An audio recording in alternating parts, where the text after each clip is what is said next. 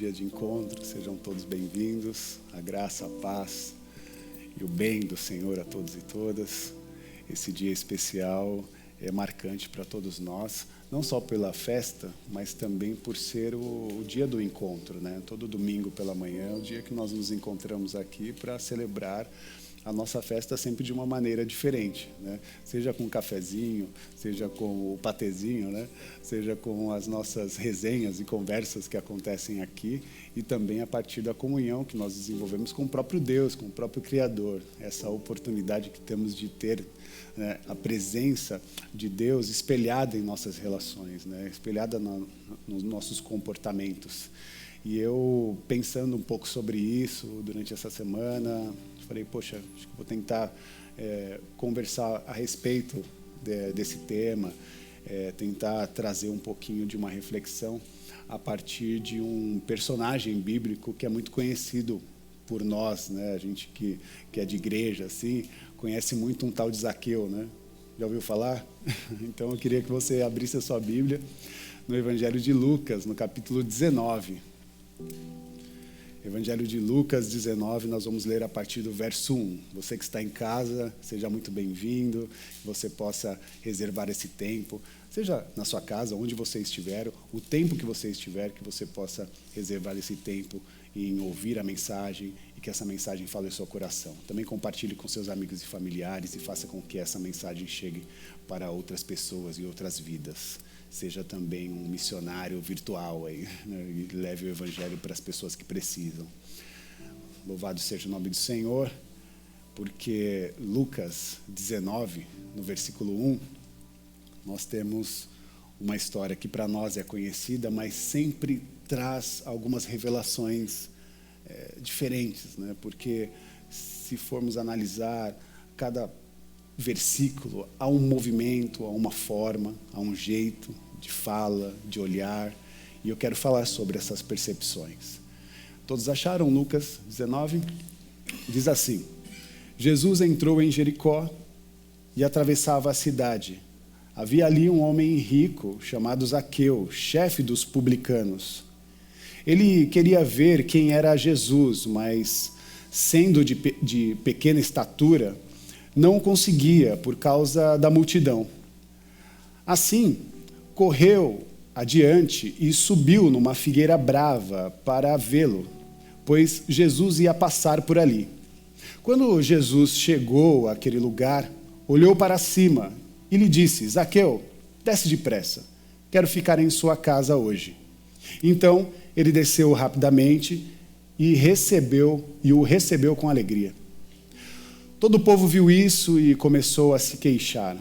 Ele se hospedou na casa de um pecador?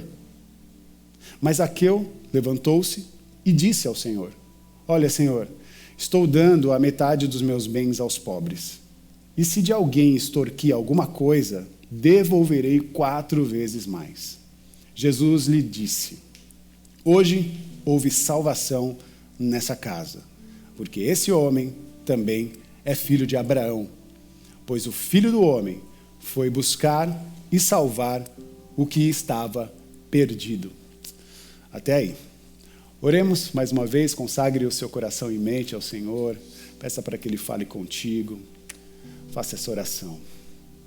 Senhor Deus, nosso Pai, te louvamos. Obrigado pelo teu Filho Jesus, obrigado pela tua presença, obrigado pelo sacrifício, Jesus, pela entrega, pela tua graça, por cada um de nós. Obrigado, Espírito Santo, pela sua presença e pela oportunidade de nos conduzir a Ti.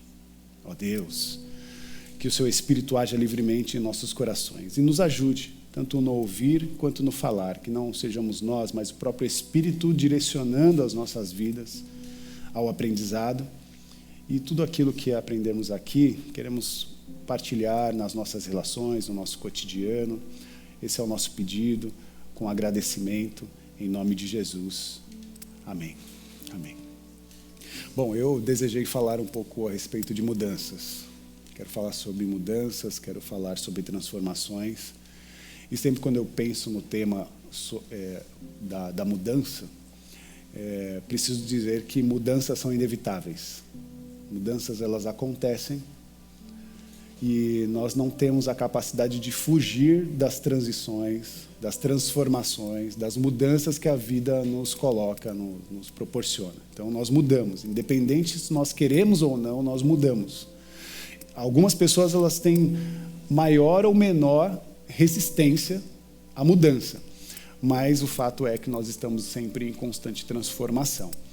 E há uma frase do Heráclito, que é um filósofo, que ele diz que uma pessoa não se banha 2 vezes no mesmo rio. E ele está querendo dizer que os momentos são sempre únicos. Os momentos da nossa vida são sempre únicos e esses momentos eles não retornam. Não tem como a gente voltar atrás. Já passou.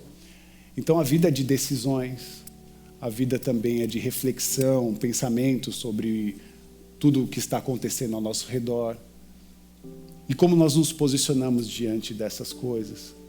Então, penso eu que Heráclito traz uma reflexão, no mínimo, interessante, né? Porque ele está falando de uma pessoa que, quando entra no rio para se banhar, a segunda vez já não é igual, já é diferente. Ainda que sejam as mesmas águas, ele não é mais a mesma pessoa. Houve uma transformação. Então, nós mudamos, nós estamos nessa constante mutação da vida. E esses seres que somos, né, mutantes, em processo de transformação,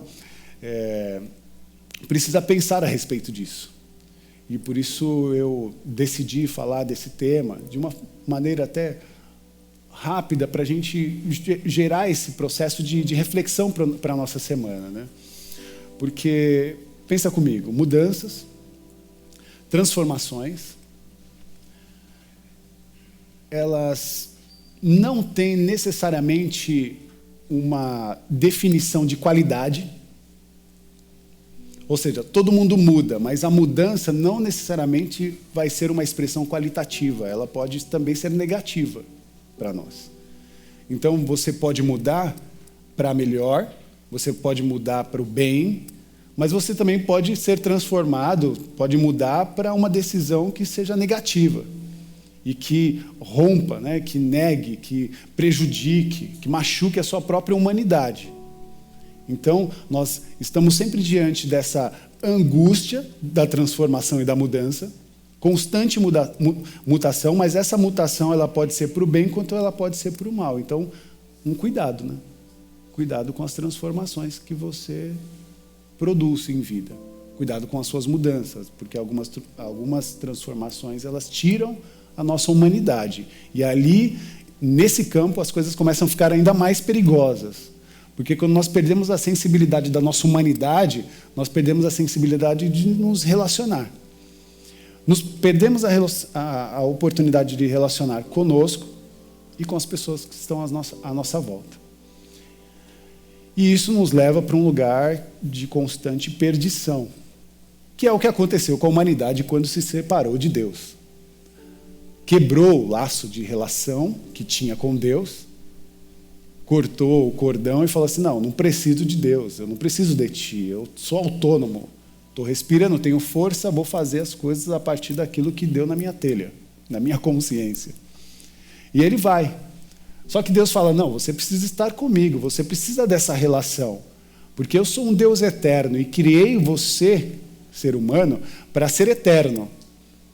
Mas não foi essa a decisão de Adão. Adão se afastou de Deus, e a humanidade deixa de ser eterna e passa a ser finita. Dentro desse processo, nós precisamos compreender que precisamos retomar uma certa sensibilidade. Né? Precisamos estar mais sensíveis à nossa humanidade e às mudanças que a vida também proporciona em cada um de nós. E aí eu vou para o ramo da psicologia, porque eu vou consultar Lacan, que tem uma teoria da psicanálise, né, que vai dizer, ele vai colocar o tema, essa teoria, como estádios do espelho. E essa teoria de Lacan, mostra as fases da nossa transformação.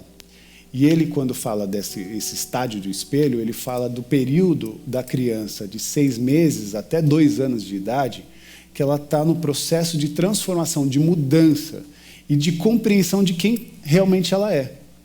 E aí, então, assim, uma criança no colo da mãe, ela está sendo amamentada. Naquele processo de amamentação, ela está também fazendo uma observação. E aí Lacan vai dizer que nós somos seres observadores. Nós observamos as coisas. Então, um barulho e a gente já desperta a atenção, a gente já desperta o olhar, né? Se há um barulhinho ali na porta, alguém já, né, quer verificar o que está acontecendo. Por quê? Porque somos seres observadores. E esse estádio de observação, Lacan vai trazer como também um processo constitutivo, né, da nossa humanidade. A criança no colo olha para a mãe e começa a se identificar. Até então é só um olhar. Ela não sabe quem ela é um bebê. O bebê só olha para a mãe e sabe que aquela mãe traz para ela um caráter nutritivo, né? Tem a nutrição que ela precisa, o alimento, e além da nutrição e além do alimento, ela também recebe, o olhar e se vê nesse campo de observação.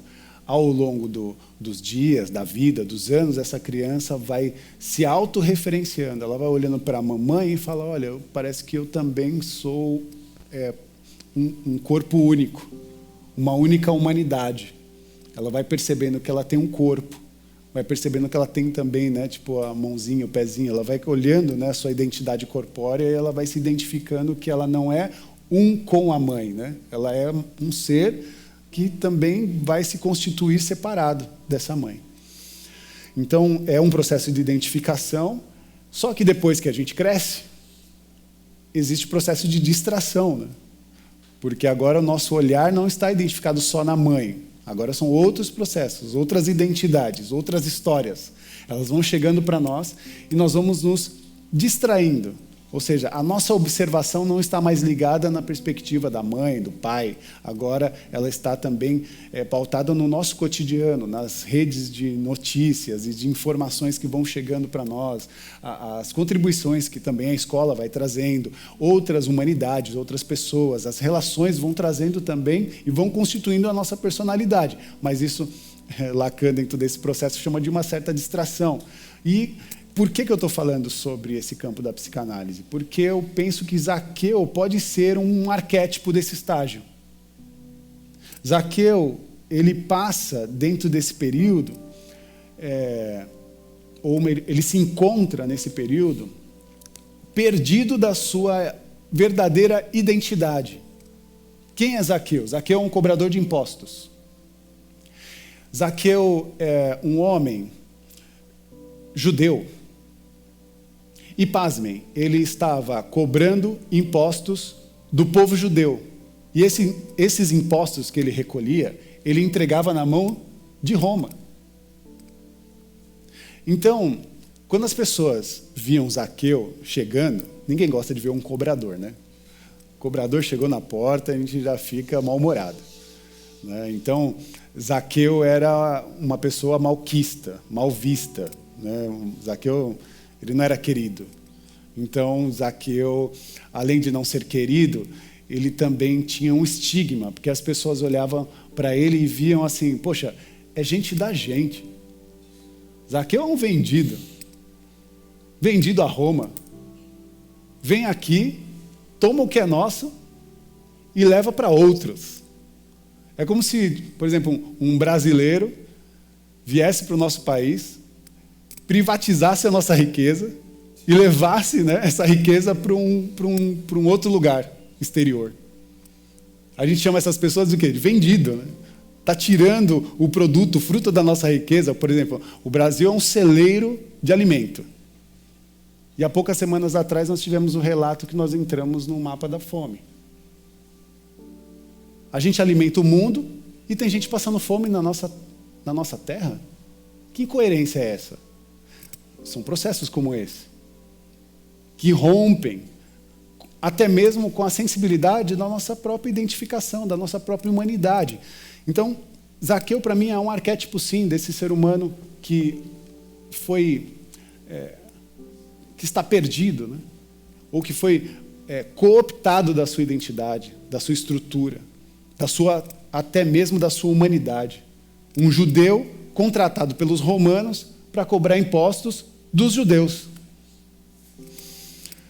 Essas são as escolhas. E por mais simples que a gente faça as nossas escolhas, elas nos transformam. As escolhas nos transformam e elas nos levam para algum lugar. E Zaqueu estava talvez nesse lugar que eu considero bem constrangedor, porque é muito ruim você chegar num lugar e você não ser uma pessoa desejada. Você não ser uma pessoa acolhida. Então, escolhas que roubam, né, o nosso estado de humanidade. E Zaqueu, em troca de status, em troca de poder, em troca de dinheiro, perde, né? E já não se identifica mais como um judeu. Provavelmente ele já se via mais como um romano do que gente da sua gente. Isso é muito triste, porque ele esquece da sua história, esquece da sua essência, e por isso que a gente às vezes fica se perguntando como que uma pessoa que é gente da gente não consegue reconhecer a sua história, ou o seu lugar na história, ou a sua importância. Por quê? Onde que isso aconteceu? São as decisões. Né? Esse processo de transformação vai acontecendo com todos e todas, independente do lugar onde ela está. Ela pode fazer as suas escolhas positivas, como podem também fazer as suas escolhas extremamente negativas. E qual que é a resposta de Deus para esse caos na vida de Zaqueu? O amor. O amor. Porque Jesus chega com uma multidão, só que Jesus não é Zaqueu. Jesus é o contrário de Zaqueu. Jesus é o cara que todo mundo quer estar perto. É uma grande multidão que está à sua volta porque quer tocá-lo, quer ouvir a sua mensagem, quer saber a respeito das boas novas. Jesus tem uma boa mensagem, tem uma boa notícia. Jesus é essa pessoa agradável no meio daquela multidão. A multidão está perto de Jesus porque deseja algo, porque está com esperança, está com sonhos, ou tem necessidades, e vê em Jesus a representação, né, de uma solução, de uma cura, de um acolhimento, de um abraço, de um amor extraordinário que estava acontecendo no meio daquele povo. E Zaqueu vai subir numa figueira brava para visualizar esse moço pelo qual tanto as pessoas falavam a respeito. Porque chega uma hora que a gente está com a nossa humanidade tão machucada, ferida, que a gente nem acredita mais no ser humano. Será que existe gente de bem mesmo? Deixa eu observar. E aí eu faço a ligação, né? Lacan, psicanálise, estado da observação. Zaqueu, em cima da árvore, observa Jesus. E o que ele vê em Jesus? As pessoas recebendo com alegria. Talvez o coração dele até se entristeceu, porque ele já não era bem recebido pelo seu povo há muito tempo. Talvez o seu coração ficou conturbado por ver tamanho amor, tamanho carinho, tamanho afeto acontecendo em Jesus e com as pessoas ao seu redor, e ele era uma pessoa que tinha que estar escondida ali, em cima da árvore, né, de canto, sem ser percebido. Espero que ninguém me veja aqui. Mas, de repente, Zaqueu, no estado de observação, fitando os olhos em Jesus, tem também Jesus que fita os olhos nele. Jesus olha para Zaqueu e faz um convite. Zaqueu, desce daí. E desce daí saia desse canto, saia desse esconderijo, porque eu te vi. Saia desse lugar ou dessa estrutura que você montou.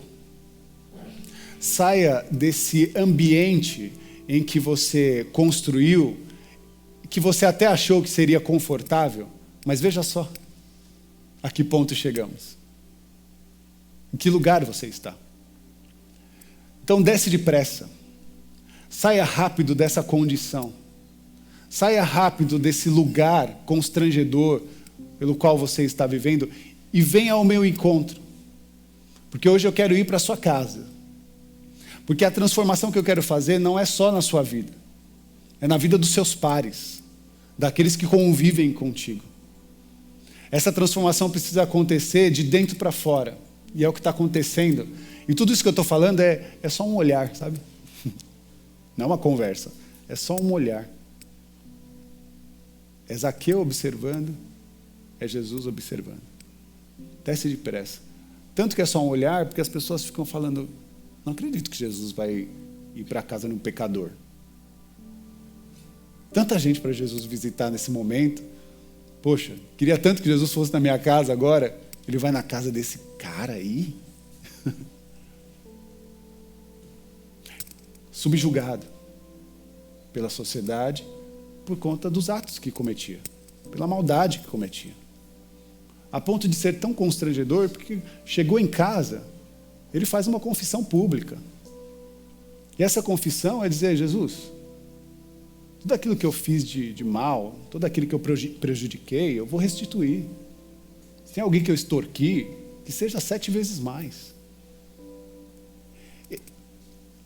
Eu percebo que esse é um estágio de reconhecimento da sua humanidade, sabe? É retomada da sua identidade. De repente você olha para Jesus e vê em Jesus o espelho da sua humanidade, a referência da qual nós perdemos em algum momento da nossa vida e que precisa ser retomada. Então qual que é o espelho da nossa humanidade? Jesus. Jesus é o espelho da nossa humanidade. Se tem algo que nós queremos nos referenciar, não são pessoas, não são consciências de terceiros, mas existe uma consciência eterna, santa, divina, que expressou em cada um de nós ao longo da história. E domingo nós falamos um pouco a respeito disso, que há na nossa memória a lembrança do paraíso. Por isso nós estamos nessa constante busca por felicidade, por conforto, por tranquilidade, porque um dia houve tranquilidade, um dia houve conforto, um dia houve paz. E onde ela se foi? Quando rompemos os nossos laços de relação com o Criador. E aí ficamos só com a memória do dia bom. Só com a memória da felicidade. E aí ficamos nessa busca. Felicidade, felicidade. Onde está a felicidade? Num instante. Ou às vezes num videogame, numa rede social, numa relação que pode ser até mesmo aquelas destrutivas, porque a gente não quer ficar sozinho, por não ficar sozinho, a gente escolhe qualquer coisa para se relacionar, para estar junto. Isso a Fernanda leu bem, Salmo 1, dizendo, e aí? Vai andar com os irmãos ou vai ficar junto na roda dos escarnecedores?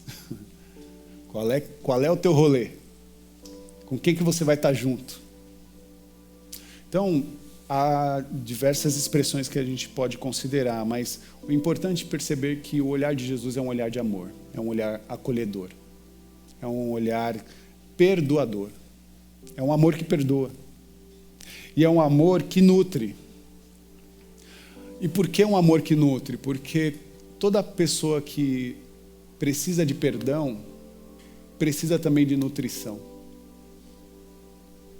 Ela precisa ser perdoada e ela precisa também de caminho, de alimento, para não cair de novo nas tentações, para não ceder novamente. Então, há um olhar de Deus para as nossas vidas. E eu sei que muitas vezes que Deus nos encontra, né? Deus fala conosco, há algumas vezes que Deus nos olha nos olhos e a gente fica constrangido, né? Porque o olhar de Deus também é constrangedor. Constrangeu Zaqueu, assim também aconteceu com com Pedro no barco: afasta de mim, Senhor, sou pecador. Isaías: afasta de mim, porque eu sou um homem de lábios impuros e habito no meio de pessoas de lábios impuros. Esse constrangimento da nossa condição diante da beleza da santidade de Deus. Ficamos constrangidos. Mas esse olhar, ele não é para nos assustar, não é para nos pôr medo, é para nos acolher no amor. Tanto é que sempre quando alguém diz para Deus: afasta-te de mim porque sou, Jesus fala: não, vem e receba o meu amor, receba o meu abraço, receba o meu acolhimento. Então, o olhar de Jesus a cada um de nós é um olhar de autorreferência. É nele que nós nos referenciamos. E ele nos leva, ou retoma em nós, o lugar onde nós não deveríamos ter saído. Nos coloca, no lugar onde nós não deveríamos ter saído, que é esse seio de Deus que nos nutre. É esse lugar de Deus da relação, do olho no olho, e que nós observamos Deus e nos referenciamos na vida a partir da perspectiva do amor, daquilo que Ele trouxe para cada um de nós. Então, você falar que você é evangélico, que você é crente, que você é uma mulher de Deus, um homem de Deus, mas você não pratica o amor de Cristo, você não consegue espelhar a expressão de Cristo no cotidiano, em vida, ser crente evangélico de Deus ou não de Deus é só um rótulo para você. Que aí você vai usar só como uma maquiagem mesmo, para tampar os seus defeitos. Mas a real mesmo é que você precisa reconhecer os seus defeitos e perceber que eles vão ser restituídos, transformados, modificados, curados, a partir da relação que você vai construir com o próprio Criador, com o próprio Deus, com Jesus, o nosso Senhor. Transformação, mudança. Seres em estado de mutação. Por isso, não viva de forma alguma uma espiritualidade plástica, fake, uma espiritualidade materialista. Não viva esse tipo de espiritualidade, mas se coloque à disposição a viver uma espiritualidade verdadeira, uma espiritualidade real. E isso acontece a partir do momento que nós identificamos a Imago Dei, que é a imagem de Deus. Observação. Nós somos a imagem e a semelhança de Deus. E se estamos deformados, precisamos retomar o nosso olhar. O que é que aconteceu que deformou a nossa imagem de Deus? Isso precisa ser ressignificado. Isso precisa de mudança e precisa de transformação. A imagem de Deus, se em algum momento nos foi cooptada, agora nós temos a oportunidade de pegar o caminho de volta. Né? Lembrei da Cássia Eller. Acho que é do Nando Reis, que diz: estamos indo de volta para casa. É o Nando Reis. Então, a gente ganha coragem para repensar os nossos erros, os nossos atos que foram cometidos. E a partir dessa relação que estamos construindo com Deus, e que não acontece no estalar de dedos, ela é gradativa, porque Ele diz: eu sou o caminho, e o caminho é uma jornada. E é nessa jornada que nós vamos restituindo, aquilo que nos foi roubado, da nossa personalidade, da nossa humanidade, para que nós possamos, junto com o Senhor Jesus, reparar todas essas arestas. O Senhor está aqui, Ele é o nosso ajudador. Ele é o socorro bem presente na hora dessa angústia que nós vivemos, de não nos identificarmos, em alguns momentos, com aquilo que Deus realmente nos ensinou. Por isso, nesse caminho de volta, nos encontramos com o Senhor, recebemos o seu abraço, somos envolvidos com o seu amor, e esse amor vai resplandecer como atos de bondade, de justiça, de beleza. Que Deus nos abençoe. Amém? Eu quero orar junto com vocês. Por isso, feche seus olhos por um instante. Feche os seus olhos e pense sobre isso que a gente conversou hoje. Pense sobre a mudança, pense sobre as mudanças que você tem passado, tem sofrido. Pense sobre as mudanças que a vida lhe impôs, as ações que você tomou como decisão para a vida. E pense se elas têm sido boas ou têm sido ruins. Que tipo de ser humano você tem se tornado? Você é uma pessoa benquista? As pessoas te querem por perto? Você é uma pessoa bem vista? As pessoas olham para você e elogiam e falam, poxa, eu gosto de estar perto de ti, eu gosto da sua oração, da sua fala, da sua contribuição na comunidade, ao nosso redor, na vizinhança, na família. Que tipo de ser humano você se tornou? Que tipo de ser humano nós nos tornamos? Quem somos diante de Deus? O que nos constrange? Porque hoje o Senhor fita os olhos em nós. E esse olhar de Jesus não é um olhar de julgamento, não. Não é um lugar que queira te colocar num lugar de medo. Não. Ele abre os seus braços, ele acolhe a cada um de nós. E é nesse lugar de oração em que nós pensamos a respeito da nossa vida, que olhamos para dentro, é um processo de individuação. Reconhecimento do nosso eu, de quem somos. E o que nós temos e podemos oferecer para aqueles que estão à nossa volta. Ajuda-nos, Senhor, a retomar em nossa humanidade a Imago Dei, que a imagem do Cristo Jesus seja resplandecente em nossos rostos. Faça com que o Espírito envolva-nos de tal maneira que o poder da sua graça se manifeste em amor. Em amor. Porque é no amor que nós respeitamos a nossa humanidade, nosso corpo, a nossa mente, nosso espírito. E a partir desse respeito com a gente mesmo, teremos a oportunidade de respeitar aqueles que nos encontram em vida. Nós queremos fortalecer a nossa relação contigo, Jesus.